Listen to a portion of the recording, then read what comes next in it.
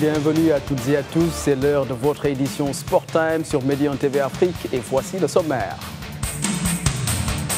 Le Hassania d'Agadir se conforte plus que jamais dans sa position de leader en s'imposant face au Wydad de Casablanca par 1-0. C'est Noël dans le foot anglais, on l'appelle Boxing Day, il a débuté cet après-midi et nous reviendrons sur les affiches phares du jour. Du Boxing Day, nous passons au Christmas Day en NBA. Les affiches ont tenu toutes leurs promesses. Hier soir, le Hassania d'Agadir s'est imposé face au Wydad Athletic Club de Casablanca sur le score d'1-0. Le grand stade d'Agadir a abrité la rencontre, comptant pour la 13e journée de Botola Professionnel Maroc Télécom. Le club local s'est imposé sur penalty transformé de sang-froid par Jalal Daoudi à la 25e minute. Ce sera l'unique but de la soirée. Au classement, le club d'Agadir reste en tête avec 26 points, avec 7 victoires, 5 nuls et 1 défaite. Le WAC occupe toujours la 11e place avec 15 points aux côtés de la Renaissance sportive de Berkane, mais avec 3 matchs en retard. Le Raja de Casablanca, deuxième au classement, a laissé passer une opportunité de prendre les commandes du championnat face au Shabab Rif d'Al Hoceïma dimanche dernier. Les Verts et Blancs vont-ils rectifier le tir face à la Renaissance sportive de Berkane? La réponse sera connue demain soir à l'issue de cette rencontre. Dans le même cadre de la 14e journée de la Botola professionnelle de football, autre rencontre dans cette même soirée, on peut retenir celle d'Al Hoceïma contre le Kaukab de Marrakech.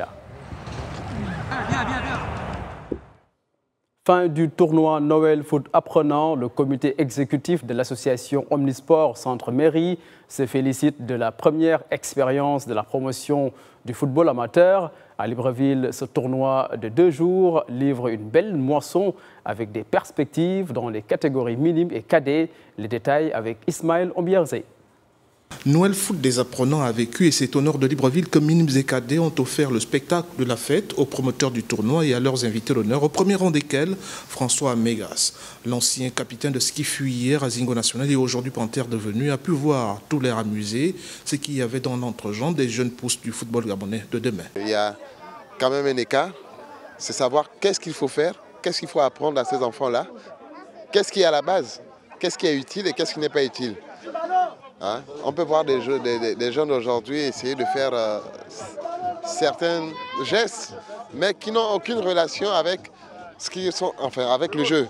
Dans un pays où la formation des jeunes talents fait défaut, le tournoi Noël Foot Apprenant apparaît aux yeux de beaucoup d'observateurs comme une initiative à pérenniser. Plutôt que de nous concentrer et de beaucoup polémiquer sur le football d'élite, c'est également important de jeter un regard sur le football amateur, notamment par la formation.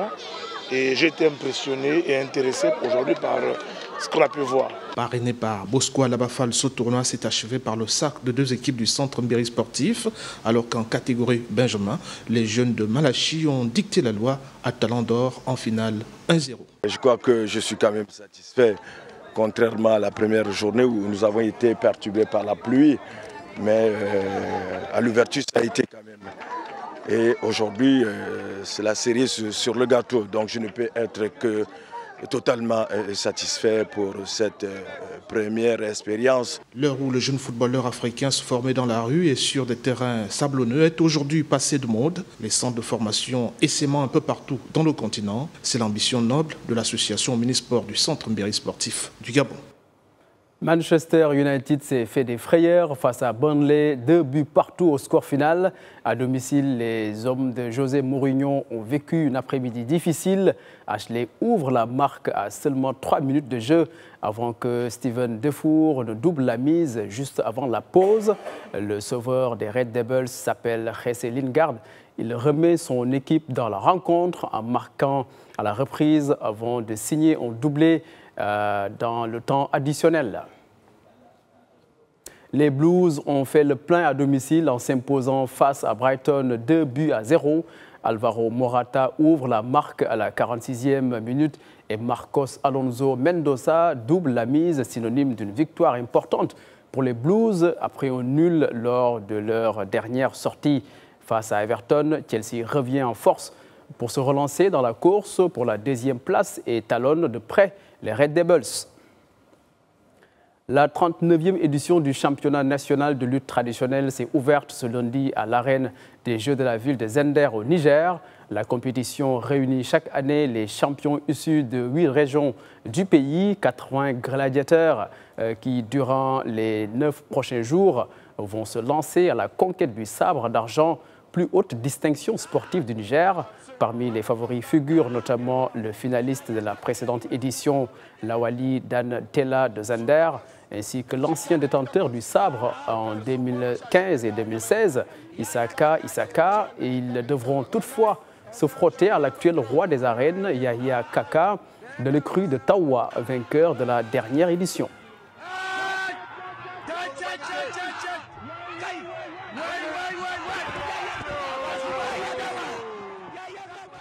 En Libye, les femmes continuent de pratiquer la gymnastique malgré une impopularité grandissante. Pour ces rares sportives, la discipline a connu des jours meilleurs auparavant. Les gens sont de moins en moins motivés à la pratiquer, mais cela ne les décourage pas pour autant.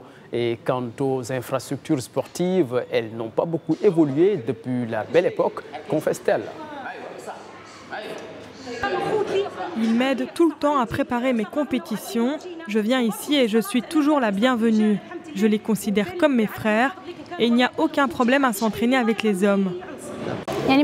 Vous voyez cette salle, elle est restée la même depuis que je suis gamine. Rien n'a changé. Ceux qui sont chargés du sport n'en ont rien à faire.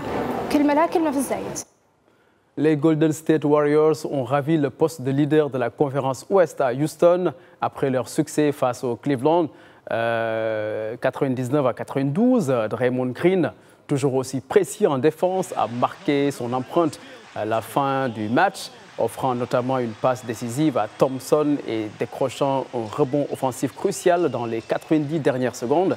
La rencontre a été très serrée, aucune équipe n'arrivait donc à vraiment se démarquer avant le dernier quart-temps.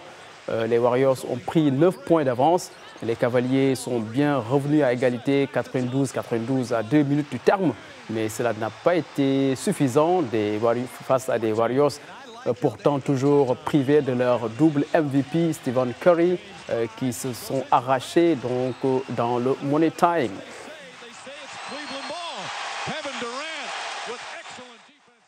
Pour les autres résultats de cette journée spéciale NBA, Minnesota gagne son duel face à Los Angeles 121-104.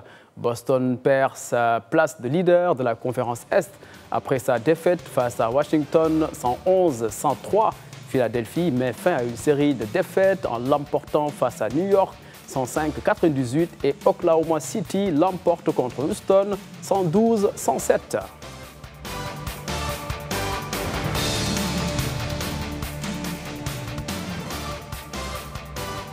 Voilà, c'est tout pour ce soir dans Sport Time. Merci de l'avoir suivi et restez en compagnie des programmes de Médian TV Afrique. Au revoir et bonsoir.